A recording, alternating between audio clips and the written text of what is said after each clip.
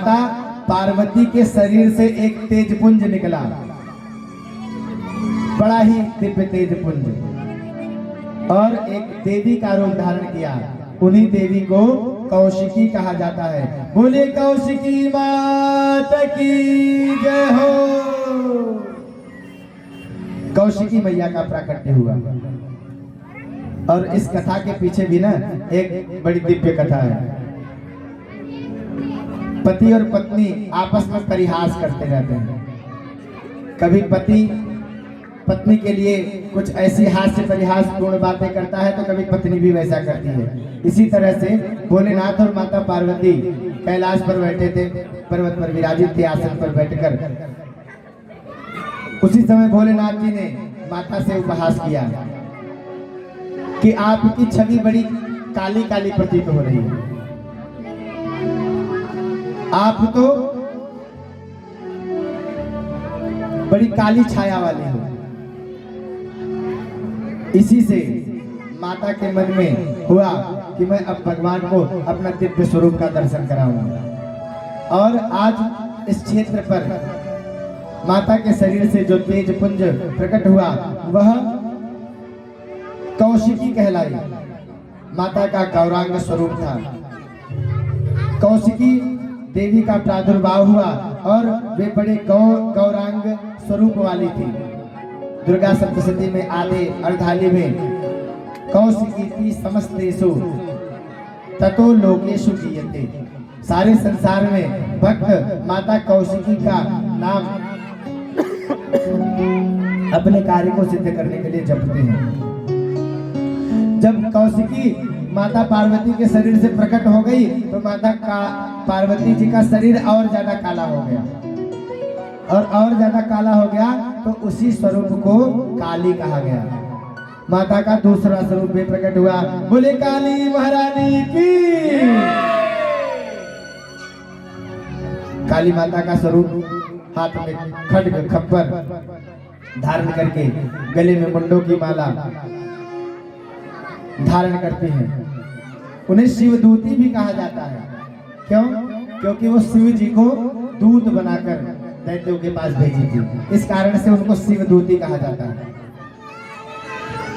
काली जी का दिव्य प्राकट्य हुआ।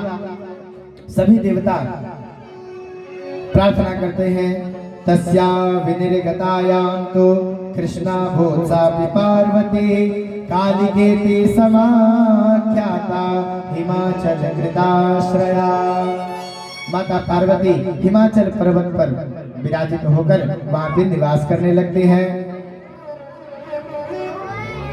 ये प्रक्रिया वहां पे हो रही थी, तभी उस क्षेत्र से शुंभ और निशुंभ के दो गण, जिनका नाम था चंड और मुंड, उसी रास्ते से जा रहे थे। उन्होंने देखा कि ये कैसा भीड़ लगा हुआ है। चुपके से देवताओं के जैसा रूप बनाकर वे वहां पे जाकर उपस्थित हो गए और ये सारा माजरा समझा। देवी के दिव्य स्वरूप का दर्शन किया और मोहित हो गए। माता के स्वरूप को देखकर उनके हृदय में बड़ा भाव जगा कि हमारे राजा की अगर यह अर्धांगिनी बन जाती, शुंभ और निशुंभ की, कौशिकी माता को शुंभ और निशुंभ की अर्धांगिनी बनाने के लिए उनके मन में भाव उत्पन्न हुआ। भाई जो सेवक होते हैं ना, वो अपने स्वामी को ही सब कुछ मानते हैं। शुंभ और निशुंभ अपने स्वामी के पास पहुंचे, क्षमा करें, चंड और मुंड अपने स्वामी शुंभ और निशुंभ के पास पहुंचे और कौशिकी के स्वरूप का वर्णन करने लगे कि एक देवी का प्राकट्य हुआ है। देवताओं के प्रार्थना करने से वे देवी का स्वरूप बड़ा ही सुंदर है। ऐसी स्त्री तो आज तक हमने संसार में कभी देखा ही नहीं। चंड मुंड बड़ाई करते हैं देवी के स्वरूप का और कहते हैं कि हे शुंभ, हे निशुंभ, अगर मेरे हृदय की बात अगर आप जानो तो मैं चाहता हूं कि आप में से कोई भी उस स्त्री का वर्ण कर ले।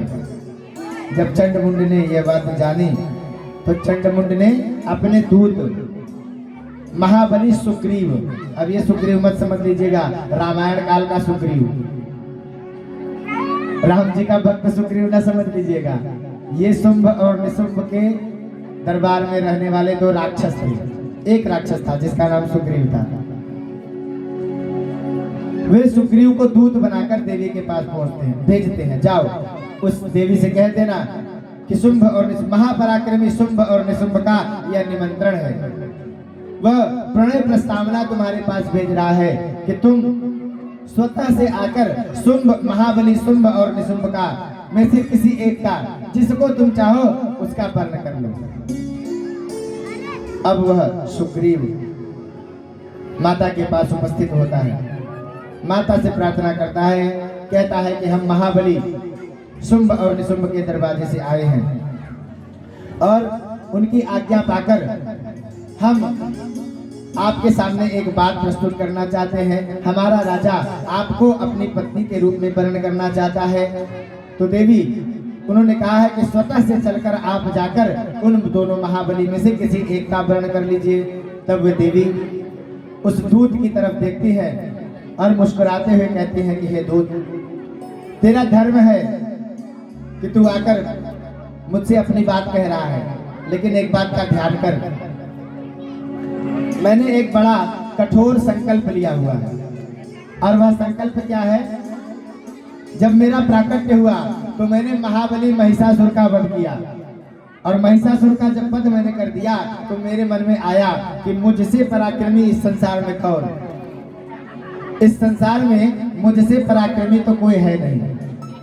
देखिए, जब भगवान की कथा हो रही हो तो उस समय ध्यान भंग करना भी एक बहुत बड़ा, जाने दीजिए, जय सीताराम, इसके आगे कुछ कहना गलत होगा। आप लोग हल्ला कर रहे हैं, शोरगुल कर रहे हैं, तो मुझे ऐसा लग रहा है कि अब भोजन की तरफ ही आप लोगों का ध्यान ज्यादा आकर्षित है। तो मैंने कल कहा था, कल यह भी बात कही थी ना कि जैसे ही आप लोगों को मुझे लगने लगेगा कि अब आप लोग भोजन की तरफ ज्यादा आकर्षित हैं, उसी समय कथा को विराम दे दूंगा। तो लगता है कि धीरे धीरे अब वो समय आ ही गया है।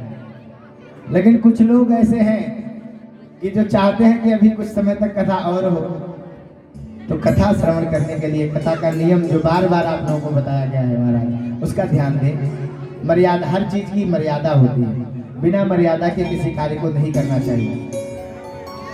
तो आप सभी जो कार्यकर्ता लोग हैं वह कार्य करते रहें, बाकी कथा में ध्यान दें, अन्यथा मुझे भी लगेगा भैंस के आगे बीन बजाओ भैंस खड़ी पगुराए। क्षमा करें, लेकिन कहना पड़ जाता है कभी कभी। भाई अब हो तो वही रहा है, कुछ लोग भोजन कर रहे हैं। तो बोले अम्बे मात की, एक बार जोरदार उपस्थिति दर्ज कराएं आप लोग। बोले अम्बे मात की, अरे मैया की चुनरी।